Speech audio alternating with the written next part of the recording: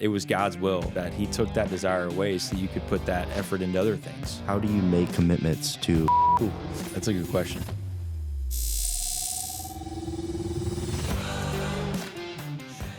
What's up, everybody? Welcome back to the King of Hearts podcast. Jake, how are you feeling? Feeling good. Yeah? Bright and early, 12:05 in the morning. Feeling good. Yeah, alive. We like to do it late here in the King of Hearts household. But yeah, guys, welcome back to another episode. Before we get into it, I just want to kind of remind you guys, if you're not already following us, whether it's on Spotify or on Instagram or subscribed on YouTube, go ahead and do it. Please. Especially if you keep coming back. If you keep coming back, you might as well just give us a little follow. Exactly. It will help us out. Exactly. And you'll get more, hopefully, amazing content. If the Lord wills. No, if we actually do the work, that's really what it is. Anyways, today we're going to be talking about commitments. Man, that's like my biggest struggle, bro. It really is. Talk about it. Like, oh man, I thought overcommitting was hard in high school. Especially if you live on your own, it gets way harder in college. Way harder because you don't have like a curfew. Like you can literally do whatever you want for as long as you want, and it's on you if you stay up late and have to get up early. And I found myself in that predicament way too many times to count. And it's left me burnt out. It's left me tired. It's left me wanting more sleep and ultimately showing up late to events because I've gotten that more sleep, sacrificing that time I could have had at a certain event earlier. So that's just kind of a couple of things about it, but it's definitely, I think, destroyed a certain part of discipline that I thought I had that I really didn't. Yeah, I mean, I'm in kind of the same boat. It's a little different. I don't commit to as many things, but I think I do have a bigger problem with saying I want to do something with someone and then not committing to that. I think that's my biggest problem, like saying, like, yeah, I want to hang out with you, and then, not setting anything up. I'm starting to realize that a lot today, how that, that can affect people. Yeah. So I think that's probably one of my biggest struggles with commitments. Recently, I've been learning a lot about knowing when to say no, and I think I'm getting a lot better at that when it comes to bigger group events, like our life group, for example. I think I'm kind of understanding, like, that I don't have to go to that every Thursday if I feel like God has something else for me.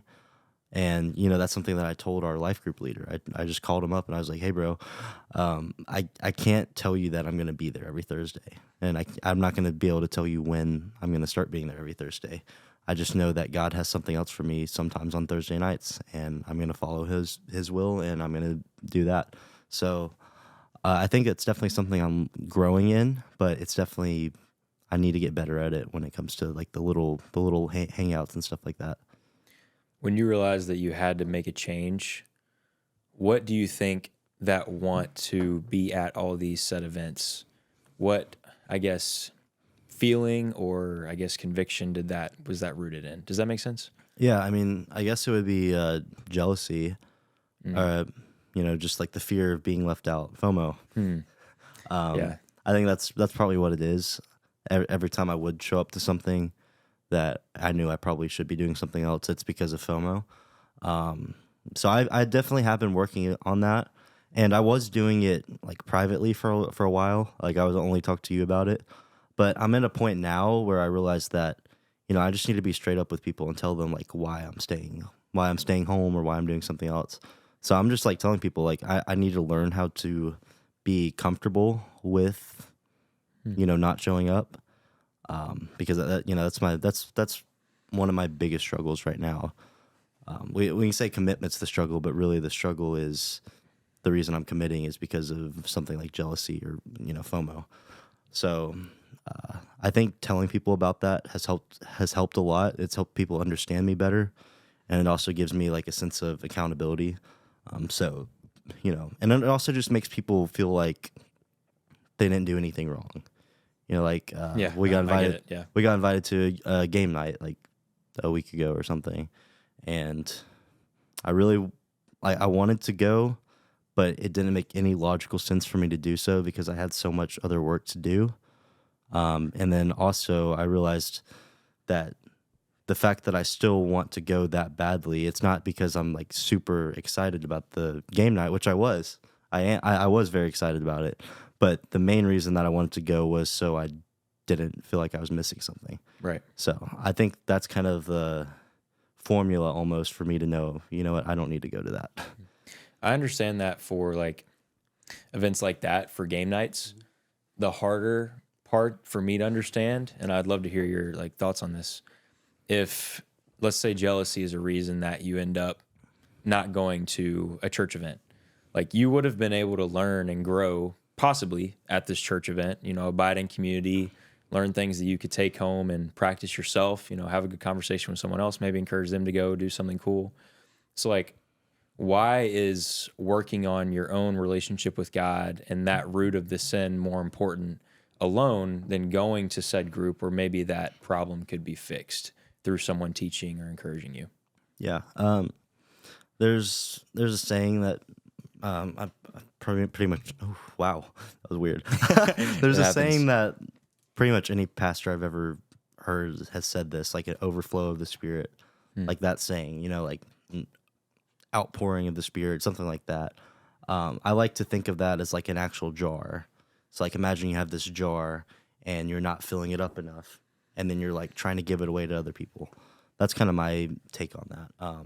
Yeah. Well, specifically for like, not being able to go and encourage someone else to do something great. If you're gonna have godly conversations with someone, then I think it's important for you to be in tune with God, so you're not, what's the word, misleading the people that you're talking to and Right. making them think that you're in a, should I say, closer relationship with God than you really are. So in there, you were talking about like staying away and staying home from certain events because you felt like you needed to like stay home and work on yourself and God. Do you think you would have needed to do that if your daily disciplines were in check already? Because you're missing out on community that you could have because maybe your disciplines aren't in check. Okay. That is a good question. I don't think that every time, not every time I stay home from something, it's not always because I feel like I'm not close enough with God. Sometimes it really is just like I see a problem in my life, like I'm trying to overcome jealousy or FOMO. How are you supposed to overcome something if you don't, fight it? Right. So for me, fighting it just happens to be staying back from the event and spending time with God to help me get over those emotions. Okay. Does that make sense? Yeah, Okay. for sure. For me, I think I'm wired differently.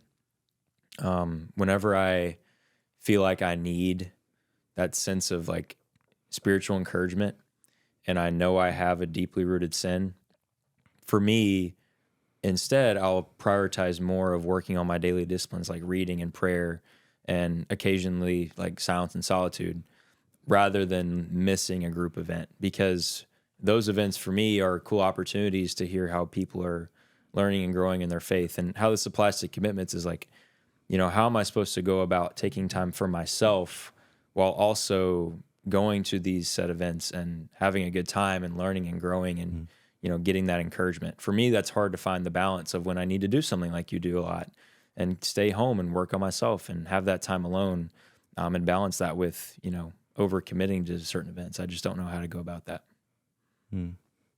Yeah, I mean, we definitely are different. I'm a lot more reserved than you.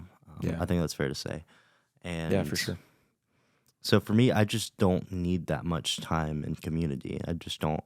Yeah. And like for me right now, that's not even like a priority for me. Isn't community.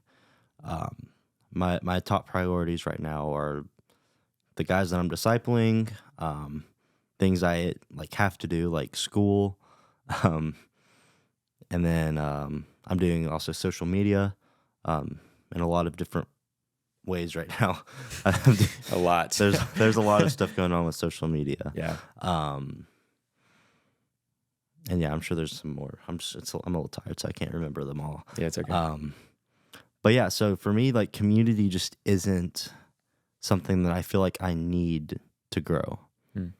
I do think that it's something it's good to go to every now and then, but like I'm in a place right now where I think that the best the best community, the only community I really need is God. Yeah, I was kind of iffy about going to group. I was kind of like back and forth, like trying to figure out which one to go to, and I just happened to be closer to the church than the other church that I like to go to on Thursday nights when I want to be alone.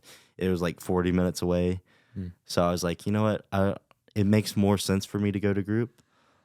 So I did that, and I think it kind of showed me that I still am in a place where I need to grow out of that FOMO and the jealousy and all of that, because I'm just not able to enjoy it the same way that I used to be. Okay. I think is the best way to describe it. I think deep down, like I know that I am feeling more growth by taking a step back from that. So I need to stop just going because, people want me to go, and actually go where I feel fed the most. Yeah. I definitely need more of that mindset too. I think I definitely crave community more just as a person. Like I love community. I love hanging out with people, things like that. But also because of that, I think it's very easy for people pleasing to slip in to make it feel like you can't miss out on anything, like you don't need to. Like you said, FOMO. I guess it can go the same way too for me. But also when you do that and when you're doing so many good things, right, you can get stretched out to a point where, like you said, you're not going to be all in anywhere you go because you're going to be tired. You're like, I remember I walked into our Sunday night Bible study the other night after playing volleyball for like 3 hours. And I walked in and someone like said a joke that like kind of like making fun of me or whatever. And normally I'd laugh about it. But instead I was like, dude, I'm not in the mood. Like I'm exhausted. And because of that, I brought down like the mood of the room because I walked in with that tired mindset to a night where we were about to study the Bible for an hour and a half. It's like, because of that, I wasn't on my game, if that makes sense. Like I wasn't really like willing and like receptive to talk to these guys as much as I normally would be. So I really realized like this past weekend that I've got to just either take like a complete like cold turkey moment and just stop hanging out with people, or I've got to slowly go down to the point where like I like need to study the word every day. I need to pray. Like that has to be priority. And if I'm stretched too thin and I'm not getting those things in, then that's a big problem. And like 2 days in a row, like I didn't read. And that really hurt me in my mind and in my heart, because I was like, I'm hanging out with all these people and I'm like trying to mentor guys and I'm trying to learn myself, but I'm not even diving into the word like I'm encouraging other guys to do, because I'm literally just out too much. And that's a problem. And I'm not allowing God to, I guess, work in ways that he could have if he had my schedule, It definitely is important when you're playing that leadership role, but what do you think is the best way to kind of say no to people? Maybe you're the wrong person to ask. It's hard. I can't speak for much experience. Like I only feel comfortable saying no to people that I know are not going to react the wrong way. Does that make sense? Like I know are just like mature enough to be like, okay, cool, you got other things to do, it doesn't bother me. But I feel like when people really value my presence, like if people really value your presence, saying no to them is really hard, because you're like, I'm missing out on an opportunity to hang out with them. So that's really hard for me. I'm not very good at it, as you said. I like to say yes to people. I'm kind of like a yes man, and I can't do that. I can't be a people pleaser in that way. So yeah, you just got to do what you got to do. And if people take it the wrong way, that's fine. But if they really care about you, then they'll understand, even if it's after the fact. Yeah. So there has been plenty of times since I moved down here where I plan to do like meet with someone in the morning, and I'll just completely forget. Either I'll completely forget or I just won't wake up to my alarm. I know you say it doesn't. Oh, you always. Your alarm always goes off. It does not, ladies and gentlemen. No, yes, no, it no, does. No. It always does. No. Okay, no. Comment, DM us on Instagram. Okay, listen closely. Go Your on our alarm Instagram. always goes off. If it is on, it always goes off. I'm telling you. No, stop. Just stop talking. If you're listening right now, go on our Instagram. Send us a DM. Have you ever experienced your alarm, like you set it, and it just doesn't go off? Like you wake up and it'll say stop, snooze, but like there's just no noise. iPhones are not stupid though. If you set that alarm, it is going to go off at a certain time. Okay, don't act It like is. And No, put your stop, ringer stop. on too. Put your ringer on. No, stop. Don't act I'm like serious. No, stop. Don't act like you never I have. I've said so many times, yeah, I'm late. I didn't make this. My alarm didn't go off. And then I'll wake up and I'll see that my alarm was going off and I just didn't hear it. The alarm goes off. It does. It's just my fault for not hearing it.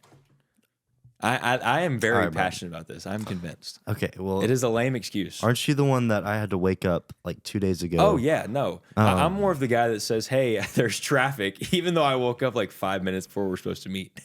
That's what I do. all Yeah, the time. I was actually I had a meeting this morning. He's definitely watching this. I'm not gonna name drop. Technically, it was yesterday morning. I had a meeting with this guy, and I was showing up like 5 minutes late, and I didn't. I was like, this is fine. This is normal. And then I get on I-4, and it ends up being like 11 minutes late. And then he texts me, and he's like, "Hey, I'm gonna be a little late. There's a car fire on the interstate." So the side of the interstate he was on, there was like a car that was like on fire, and all 4 lanes were blocked off. Okay. And I'm sorry, are we wild. getting a little off topic? No, it's okay. What are we talking about? Commitment. The car fire. No, share the story. I'm Oh, listening. I'm listening. I Yeah. mean, that's pretty much all it was, and it's funny because I never listened to the radio. Right today, I see this sticker, 88.3 FM. I think it's the Joy, maybe, Okay. or it's called like F or something, Shout or out. Z or something like that. It's Z. Z, Yeah. yeah. So that was crazy. So no, it's like a radio station here in Orlando, and it's a Christian station. So I go on it. I never listen to the radio. I go on it. It plays one song. I think it's by Chris Tomlin. Is it Holy Forever? No. So it plays one song, and then they come on and they do like interstate announcements. Okay. And they're like telling us about crashes on all the interstates. And then Okay. they say on I-4 there's a car that's on fire and all four lanes are stopped. Okay. So that's where David was. He texts me like 3 minutes after I hear that. And Okay. I'm never on the radio. Okay. So that's the story.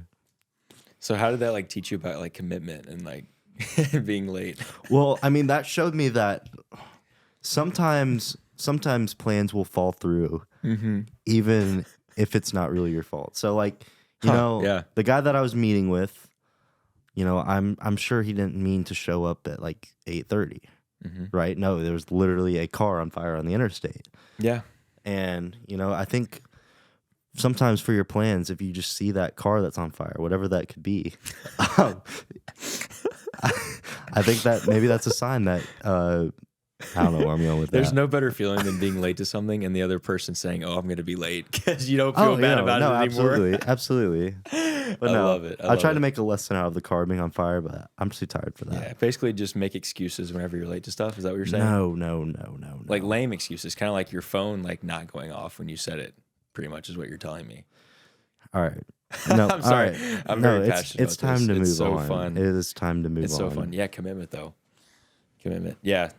As far as scheduling goes, that's really hard for me. One thing that I've had to realize that I have to do is plan like 1 to 2 weeks in advance. I feel like my parents when I say that, but once you get into college, like it's different. You have to schedule things out or you're going to miss stuff. And also like use your calendar. Like, that's very important as well because you don't want to be put in that position where someone is at Chick-fil-A at 8:30 in the morning and they're texting you saying, "Hey, we still good for breakfast," and you're in your bed. Like that's the worst feeling in the world. That's definitely happened once or twice since we've been here. But yeah, don't be that guy. Don't be that guy. Be smart, be wise, and actually like meet with people when you like plan to meet. Oh yeah. Hey, by the way, if this makes you feel any better, the guy that you met with today, that you almost forgot about, he texted me and told me just out of nowhere, like, I almost left Jake hanging at Chick-fil-A.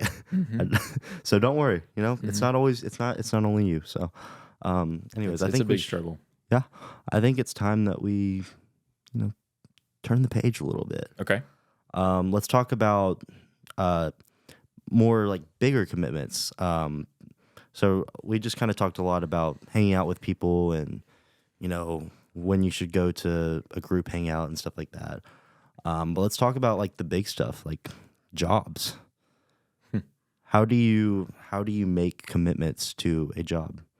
If let's say you're just given an open door for a job and you don't necessarily know if it's something that suits who you are. Whew.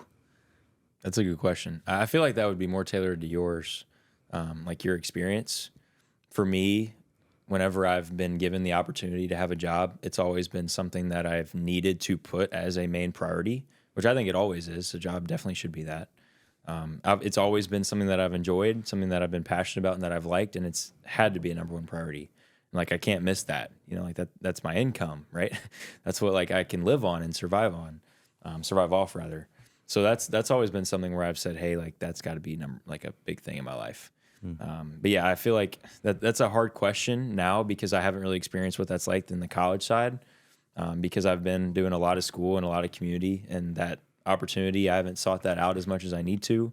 And also open doors haven't been given directly to say, hey, like, here's a job application, sign up, So I haven't had a job since I've been here. And I'm kind of debating like what does that need to look like when that opportunity does open up? So yeah, I haven't had a direct experience with that since like August, where I was approached with 2 jobs to work at my church and recreation, and also to do radio broadcasting for a radio station. And like both those opportunities came up. I needed money for school. I needed money to live, and I said yes to both of them immediately because I needed those opportunities. So yeah, that's just my experience, but I haven't had much of that recently. Do you think that maybe God could be telling you, like, it's time for you to branch out, get a job outside of the church? Is that something Possibly. that you've been considering? I've never had a job outside of the church except the radio station, and that was a Christian radio station for the most part, like kind of. Yeah, and it wasn't even like a come in these days type of job. Yeah, it was yeah. like a once a week type Call thing. games on Fridays and come in one time for radio broadcast. Like It was almost like freelance. Yeah, pretty much. Yeah. Pretty much. They called me their sports producer, which was kind of weird because that wasn't my job title. Yeah, no. But I kind of enjoyed it. I was like, yeah, sports producer for KWAM, you know what I mean? But yeah, so I've always worked in ministry and at the church, which is crazy. Like I'm very comfortable with being in those leadership roles at a church environment, whether it's a referee job or like an actual like ministry job or just doing like stuff on the side for recreation. Like that's kind of been my thing. And coming down here, there wasn't that opportunity. Like churches don't have gyms here, which is weird. And I still haven't found that like thing that I say like, hey, I want to do that, So I kind of need some advice on that. I've heard a little like things here and there, but I haven't really heard anything that's like making me want to like do a specific thing. Have you like actually been job searching? Like, have you been like looking on websites like Indeed and stuff like that and applying to stuff? Not as much as I need to. There have been like 3 days where I just go all out for a couple hours. And then I feel convicted. And I'm like, I feel like this is not what I'm supposed to be doing. I don't know why. It's just, I feel like it's a waiting thing for me right now. Like I don't feel led to just pick something. Does that make sense? That's never been something I've ever done in my life. So I don't know if it's the fact that I'm just being uncomfortable or the fact that God's telling me to wait on something. I really don't know. I feel like I'm in a place right now where I'm getting so many different. It's completely different from the situation you're in. It doesn't make any sense for me. I've never worked in a church, but I've only been saved for like a little bit over a year. So it definitely makes sense like why you had those connections and those opportunities kind of showed up because you were just there, Right. I haven't been there. So, but it's weird because we moved down here and I feel like opportunities are showing up in all different areas and it's all been media related, which is a little bit confusing because I know that my passion is media and I'm going to school for media, but over our summer camp, I felt like my calling for work was going to be ministry. And it's just weird because I've had 0 ministry jobs kind of open up and present themselves to me, but I've had like 100% media. So I'm in a weird position where I feel like I'm being pulled in both directions because I have this strong passion for working with students and working with kids, but yet I also have a desire for media, and I feel like I have some sort of skill or talent in those areas. Definitely. Well, Yeah. I don't need that, but so I feel like I'm getting so many open doors that I'm like almost scared to commit to them because I don't know if they're going to change or not. Like if it's going to be an open door that ends up like closing. Is that what you're saying?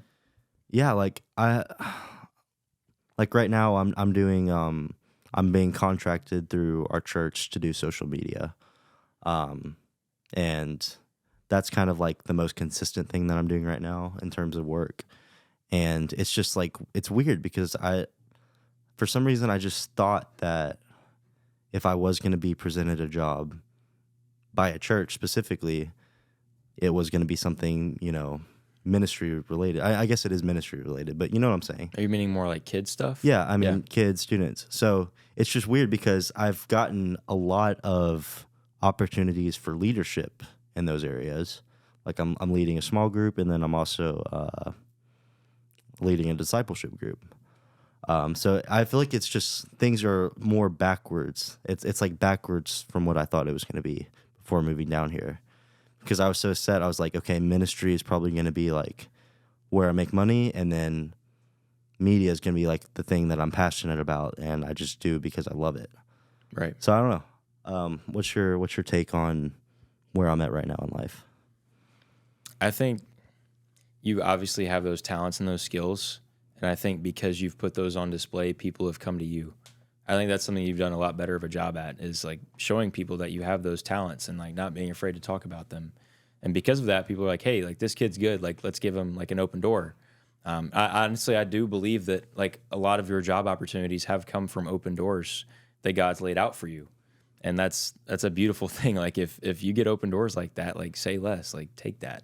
Of course that's hard. Like if we're just being vulnerable, because like for me, that's how it's always been for me. I've always had people come to me and ask for those things, but I haven't had that recently, and you have. So of course that envy and jealousy can start to creep its way in, but I've got to remind myself of like, okay, God's going to open doors when he wants to. But I think because of you having those doors open is making me want to rely on those to happen to me as well. Because I'm thinking, okay, if God's going to work like that in Chris's life, then he's going to work like that in my life. But God may be asking me to take a step out of my comfort zone and say, no, you've always had what Chris is getting now. Now you're going to do what Chris did, and you're going to make something for yourself, and you need to go out and find something like you did for photography, right? So like that may be what he's asking me to do. God has been putting me in a lot of uncomfortable situations the last year of my life. So it wouldn't be something that would surprise me from God, but maybe it's just taking me a while to realize that. But something that I really struggle with is making commitments to things that, like you said, I'm not sure if it's going to pan out the way I want. And I think that the way God describes it and the way God asks us to commit is to commit to God in the now and not commit to something that we think is going to happen years down the line, months down the line. If we just say, God, here's this open door that you're putting in my life, I'm going to commit right now. That's the only step of obedience we need to take, because if we commit now every single day, then we don't have to worry about the future, because tomorrow can worry about itself and it's all going to work out in his will. But I think a lot of times I'm afraid to commit to something, even if it's an open door right in front of my face, because I'm not so sure it may work out down the line because of my own selfish flesh. So, yeah, let's take a second and talk about closed doors, though, because I think we've both definitely experienced closed doors in different areas of our lives. And I think for me, most recently, a closed door that I had was doing photography. And the funny thing is, it wasn't really about the photography part. It was actually just about the social media. I've talked about this probably 2 or 3 times already before on the podcast. But I struggled a lot with pride from just looking at the numbers, like the follower count, the views. And like it was really cool. And like I will say, like I was doing a good job, but I wasn't doing a good job because the Lord was blessing me. I think I was doing a good job because I was being selfish and prideful, and I was putting that over my relationship with the Lord. So, and it's funny because I would tell people like, yeah, the business is doing really good. And there's good chance maybe the Lord was behind a lot of that, but at the same time, I feel like a lot of the clients and stuff I was getting wasn't necessarily because of that. I think it really was just because I was being selfish and stuff like that. So does that make sense? So how'd you know it was a closed door? Oh, yeah, I guess I should talk about that.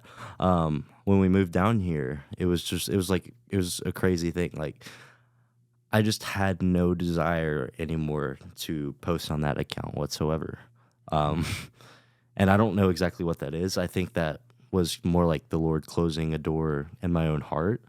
Is that? I don't know. Yeah, no, That's a good way to put it. definitely happened before. So I think that's kind of what happened. That desire and that passion just kind of left. You saw me. I was trying to like make videos still. I ended up making like one video every like 2 weeks, and then it would blow up.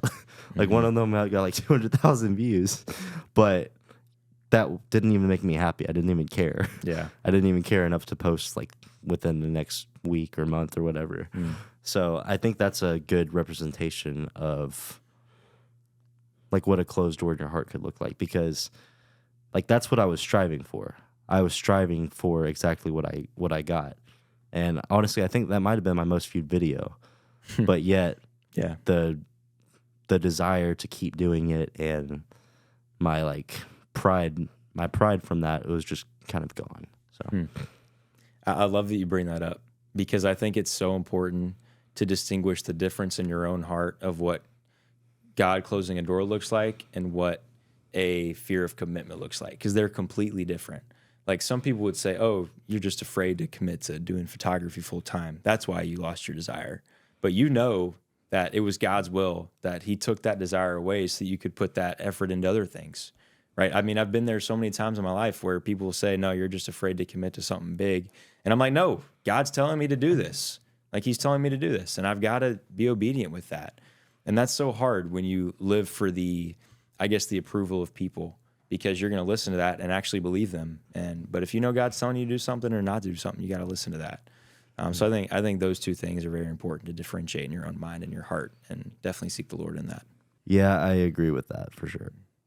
All right, Chris, we're rounding out the podcast here. Give me like your main takeaway. Like what are you like leaving this desk thinking about, like pondering, table, whatever, knowing that you need to change? All right, guys, thank you so much What for. are you talking? You need to give a main takeaway. I want to do mine too. Oh, so No, it's not for that. I want you to answer the question. So you wanted to ask. No, it's not just so you ask me back. Oh, you wanted. I promise. You always accuse me, bro. Well, you just To wanted answer to ask, the question. No, you just wanted Answer the question. No, I'll just ask you the question. No, you're so gonna Jake, ask me what after, was your main that's like takeaway? common courtesy. No, you go first. All right, guys. You go first. Thank you so much for answer tuning. the question. What's your takeaway? I don't know. I mean, my takeaway from this episode of the podcast. Yeah. It's something. I mean, you're putting me on the spot. Let me just ask you so you can give your perfect little answer. Are you gonna answer Jake, after that? We'll see. Jake, Okay. what was your main takeaway from the podcast? You got to grow up a little bit. You got to make big boy decisions, because if you want God to come in and work in ways that you can't even imagine, you've got to give him your schedule, and you can't, rely on human understanding, and you can't people please and allow other people to change your schedule just because you're not afraid to say no, or you're afraid to say no. So that'd be mine. Also, maybe I need to go get a job too. So that'll bring in some income. But yeah, God's not going to work in my life until I give him time. Yep. What about you? Thank you guys so much for tuning in to this episode of the King of Hearts podcast. You know what? Fine. I will leave my takeaway in the comment section of YouTube. That is not going to happen. It is. You're going to do that. I am. Okay. All right. I'm going to hold you accountable to that. Huh? I'm going to hold you accountable. No, I'm going to let them hold me accountable. So guys, go like on YouTube, leave us a little subscription, and go check out my comment. I'm sure it's probably pretty average. So thank you guys so much for tuning in. You're above average. We will see you back next week. Peace.